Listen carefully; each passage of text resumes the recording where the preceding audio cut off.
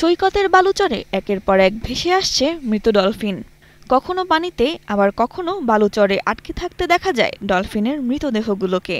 কুয়াকাটায় এমন দৃশ্য উদ্বেগ বাড়াচ্ছে স্থানীয়দের ও পরিবেশ কর্মীদের মধ্যে। আমরা জেলে মাছ ধরি, তো আসলে এই যে ডলফিনগুলো বারবার দেখি যে মারা যাচ্ছে, এই কিনারে ভাসে আসে। তো আসলে কিনারে কেন ভাসে আসে আমরা আসলে এগুলো আমরা তো জানি না।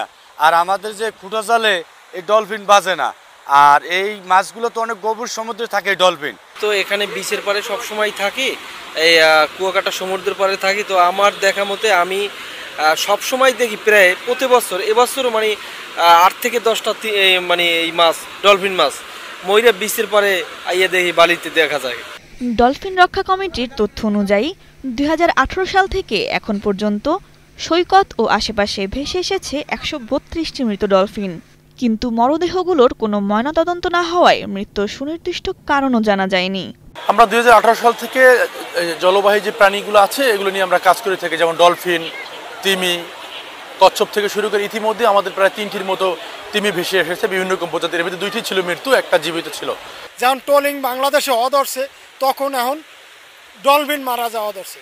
এবছরও নর্মালে 8-10টা ডলফিন উঠছে মারা। বসুন্ধরা টিস্যু, অশুদ্ধতার বিরুদ্ধে এক বিন্দুও ছাড় নয়। স্থানীয়দের ধারণা, বড় জাহাজের ধাক্কা আর জালে আটকা পড়েই মারা যাচ্ছে ডলফিনগুলো। তবে গবেষকদের মতে ট্রোলিং জাল, নৌযানের আঘাত, সমুদ্র দূষণ ও মাইক্রোপ্লাস্টিক সহ বিভিন্ন কারণে বাড়ছে এ মৃত্যুর হার। কিন্তু এর সঠিক কারণ উদ্ঘাটনের জন্য আরও গবেষণার প্রয়োজন রয়েছে বলে জানান তারা।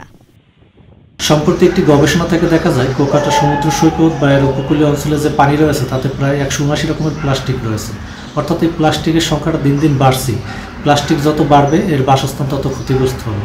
এছাড়াও সুন্দরবন থেকে আমরা প্রায় শুনি যে বিষ দিয়ে মাছ ধরে। এই বিষক্রিয়া আক্রান্ত এবং সেই সাথে প্লাস্টিকের উপস্থিতি ডলফিন মৃত্যুর অন্যতম একটি কারণ। তবে প্রকৃত কারণ উদ্ঘাটন করার জন্য এর গবেষণা দরকার এবং ল্যাব বেসিস গবেষণা দরকার, যেখান থেকে বোঝা যাবে এটা কি মানুষের দ্বারা সৃষ্টর কারণে মারা গেছে অথবা অন্য যে প্রাকৃতিক কারণ সে কারণে মারা যাচ্ছে। তো এটাকে রক্ষা করতে হলে জেলেদেরকে যেমন সচেতন করতে হবে, সেই সাথে পরিবেশ নিয়ে যারা কাজ করে তাদেরকেও এই বিষয়টা নিয়ে এগিয়ে আসতে হবে। ডলফিনের মৃত্যু সমুদ্রের জীববৈচিত্র্যের জন্য এক ভয়াবহ সংকেত। তাই পরিবেশবিদরা মনে করছেন এই সংকট মোকাবেলায় এখনই দরকার সচেতনতা, অবৈধ ট্রোলিং বন্ধ ও দূষণ নিয়ন্ত্রণে প্রয়োজন সমন্বিত উদ্যোগ। কুয়াকাটা থেকে সাইদুর রহমানের তথ্য ও চিত্রে ডেস্ক রিপোর্ট, কালের কণ্ঠ।